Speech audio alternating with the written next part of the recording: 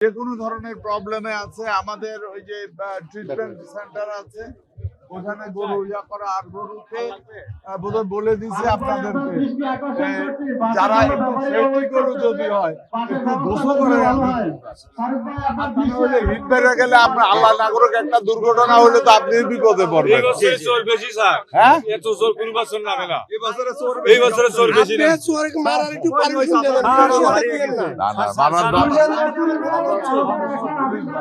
ঠিক আছে, আপনাদের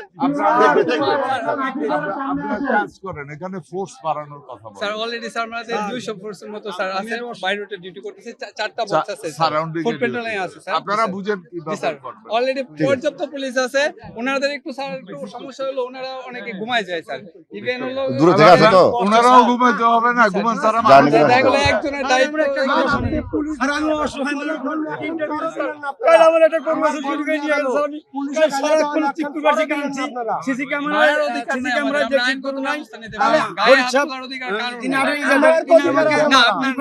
আমরা দেখতেছি স্যার, আমরা কিছু আমার তিনটা মিনিট স্যার, আমার বিয়ের মধ্যে সমস্যা হয়, বাইরের মধ্যে সমস্যা নাই স্যার। আমার কথাটা শুনুন, ওনার যে কমপ্লেইনটা এটা দেখেন, সিসি ক্যামেরা তো আছেই, দেখেন তো একটু খুঁজে দেখেন। স্যার কালকে আমি একটু বলি স্যার, গতকালকে যে ঘটনাটা স্যার, আমরা একটা চুর ধরি এবং একটা গরু উদ্ধার করি।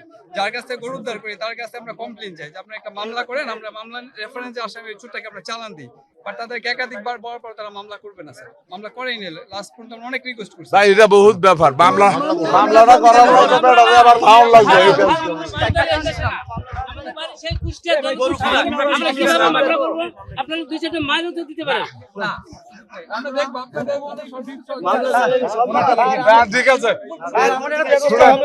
শুনেন, আপনারা নিজেরাও মারবেন না, আমাদেরও মারবেন। আপনারা যদি না শুনেন কথা তাহলে তো হবে না। শুনেন স্যারের কথা শুনেন আপনারা। বলেন স্যার।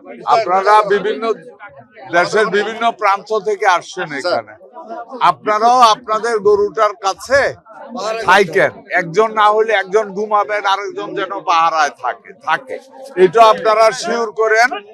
নাম্বার 1। নাম্বার 2 হলো প্রশাসন, তো বললাম যখনই কিছু হবে সাথে সাথে প্রশাসনের। আর আপনাকে বলে দিচ্ছি, আপনি যেটা বললেন যে এরা মামলা দেয় না কেন, এর বাড়ি কুষ্টিয়া, এর বাড়ি নাটোর, এনে মামলা দিয়ে এনে আমরা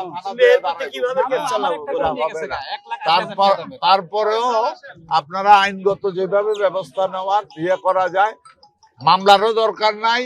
মামলার পরিবেশ করি না হলে তো আর মামলা, চুরি না গেলে তো আর মামলারই দরকার হয় না।